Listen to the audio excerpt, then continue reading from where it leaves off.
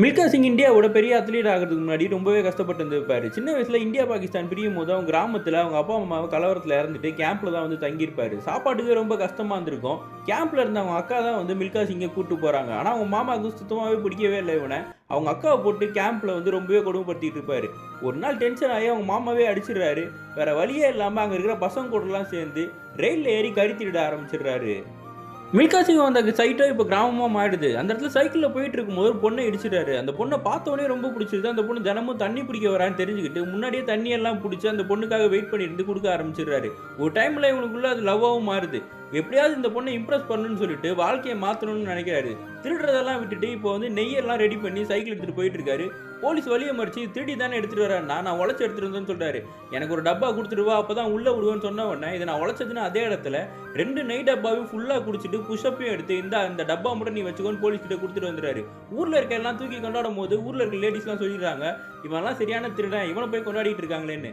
அப்ப அந்த பொண்ணு மில்கா சிங்க கூப்பிட்டு சொல்றா, நீ என்னைக்கு உன் வாழ்க்கையில சாதிச்சு இந்த திருட்டு பேரை வந்து போக்குறியோ, அப்பதான் உன்னை ஏத்துப்பேன்னதுக்கு அப்புறம் தான் இவரு மிலிட்டரியிலயும் கலந்துக்கிட்டு இப்ப ரன்னிங் ரேஸ்லயும் இருந்துகிட்டு இருக்காரு.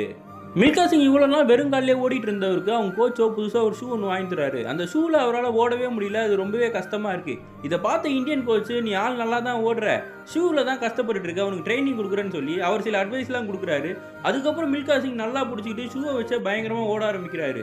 வெறும் 50 செகண்டில் 400 மீட்டர்லாம் ஓடும் போது அங்கே இருக்க எல்லா பசங்களுக்கும் மேலே பொறாம வருது. இந்தியன் பிளேயர்ஸ் தான் என்ன பண்ணுறாங்க, மில்கா சிங் தூங்கும் போது அவர் மூஞ்சில துணியை பற்றி அவர் காலையே ஆணியால் ஓட்டையை போட்டு விட்டுறாங்க. உன் காலை யார் இப்படி பண்ணுதுன்னு கோச் கேட்கும்போது மில்கா சிங் வாயவே திறக்க மாட்டேங்கிறாரு. நேஷனல் செலக்ஷன் காம்படிஷன் ஸ்டார்ட் ஆகுது. மில்கா சிங் மட்டும் இருந்தால் எல்லாரையும் ஜெயிச்சிருவான்னு சொல்லி கோச் பேசிட்டு இருக்காரு. அந்த டைம்ல அனௌன்ஸ் பண்றாங்க மில்கா சிங் பேர என்னன்னு பார்த்தா காலில் கட்டு போட்டு வந்து நிற்கிறாரு. நீ இப்போ ஓடனா உன் காலையை இறந்துருவ, வேற காம்படிஷன்ல பார்த்துக்கலான்னு சொன்னாலும் எனக்கு அங்கீகாரம் வேணும், நான் என்னோட திருட்டு பேரை வந்து நான் போக்கணும்னு சொல்லிட்டு மில்கா சிங்கும் ஷூ இல்லாமல் ஓட ஆரம்பிக்கிறாரு. முதல்ல பின்னாடி தான் இருக்காரு.